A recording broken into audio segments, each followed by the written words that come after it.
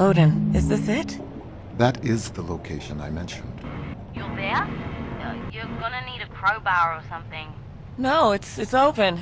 It's just hanging open. What? I must inform you that Ventura's regulations forbid contracting crew members direct access to AI hardware. But I cannot prevent you from proceeding. Nat, I'm going in.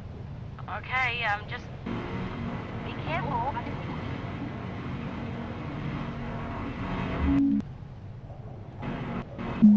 I come from this background, art-wise, of illustration. When I first went to school, it wasn't for games. It was for book illustration. And, you know, it's a very traditional... a lot of the tools that you work with, if you're not working with Photoshop, are literally things like paint and scratchboard and very physical media. And eventually, in my career, I decided I really wanted to work in games. So, you know, I moved to digital and 3D tools like Maya and ZBrush, and in this case, more recently, the Substance programs. There's this evolutionary biology idea of the Red Queen's race where the faster you run, the more you stand still, sort of thing. And with game art, because it's constantly evolving, all the technology's changing all the time, everyone's making new tools, always finding new ways of making things look cool, there's this process of always learning that, I mean, you always have to learn in illustration too, yeah, but kind of once you get a handle on painting, you sort of know what you're in for.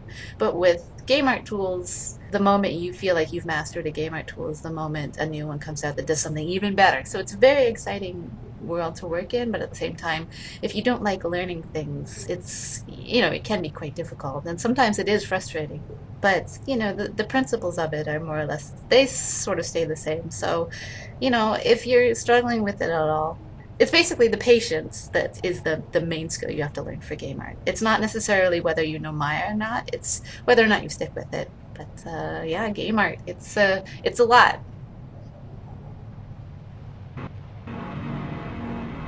Network technology is a funny wing for me because I made the gray block of it at least 3 separate times, like starting from scratch, like literally building the wing from scratch 3 separate times in gray block form, which is more than any other wing.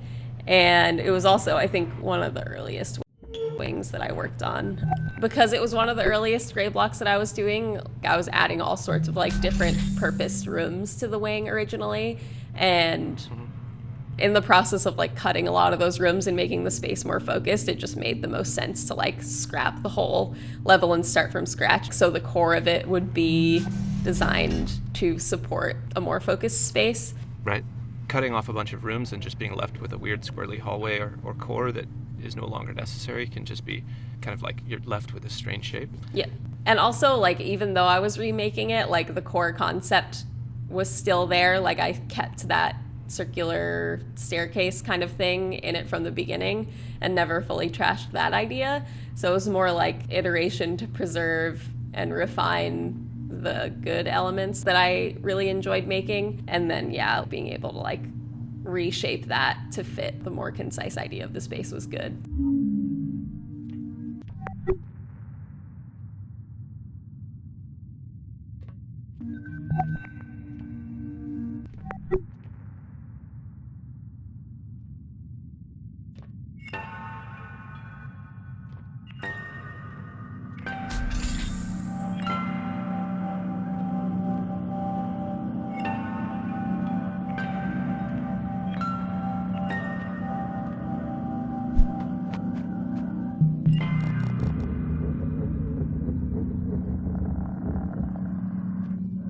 Is this...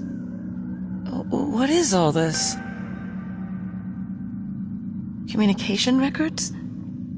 I cannot prevent you from accessing exposed data in this restricted area.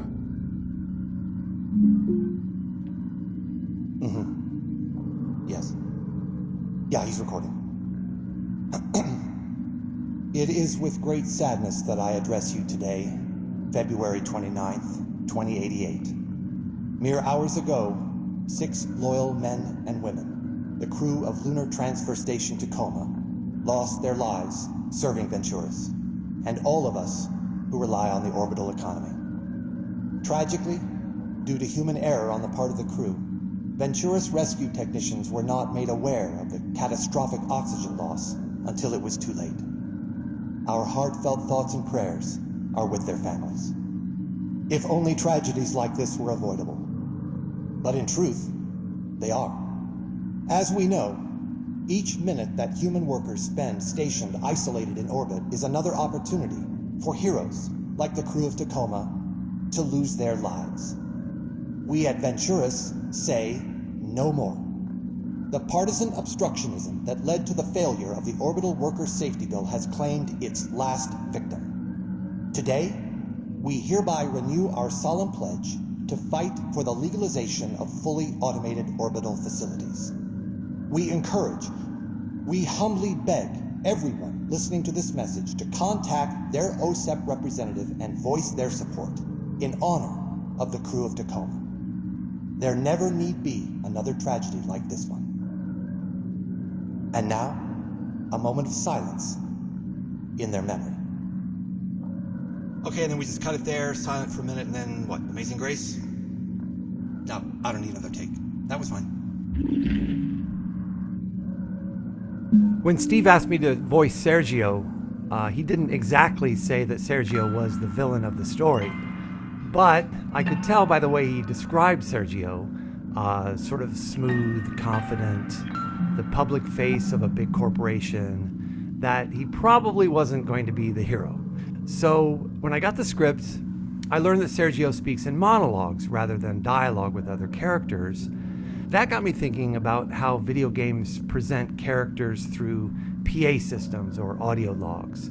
So I was thinking about games like System Shock 2 and of course BioShock and Andrew Ryan. So I began to think about how to convey Sergio's villainy in a sort of video gamey way, which is to say, not how I normally teach actors to work, which means the kind of acting you typically find in video games. It sort of insists that the actor wear that one defining thing about a character on his sleeve.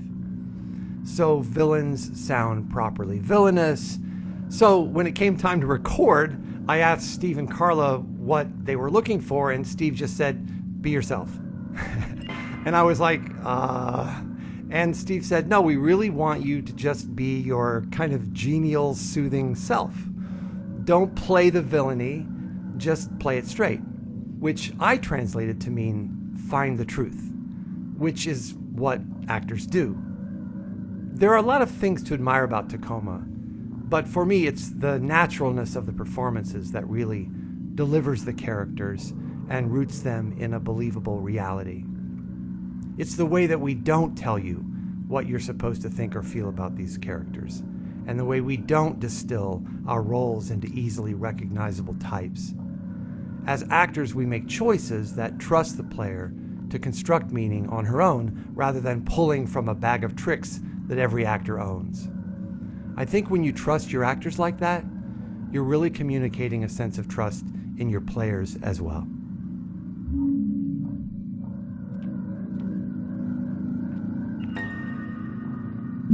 Odin's wetware is this little drawer that, with the gold handle that Amy pulls out of this pillar and takes back to her ship. And the player doesn't really get a long look at Odin during the little animation that plays. So I am including a little snapshot render of the model itself.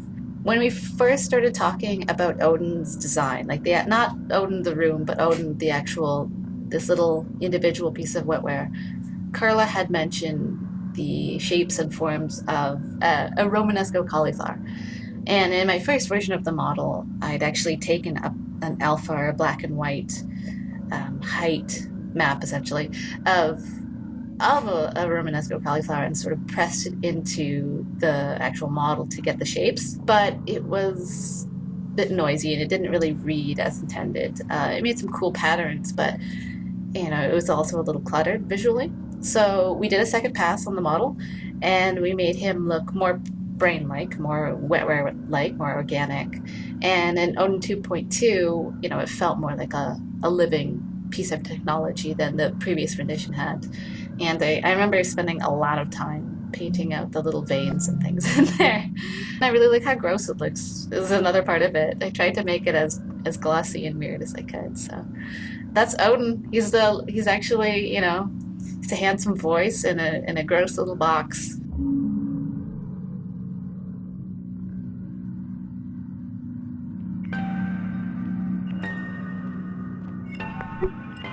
If someone were to override that protocol, external communications channels would be restored. Odin. Thank you. Hailing any ship.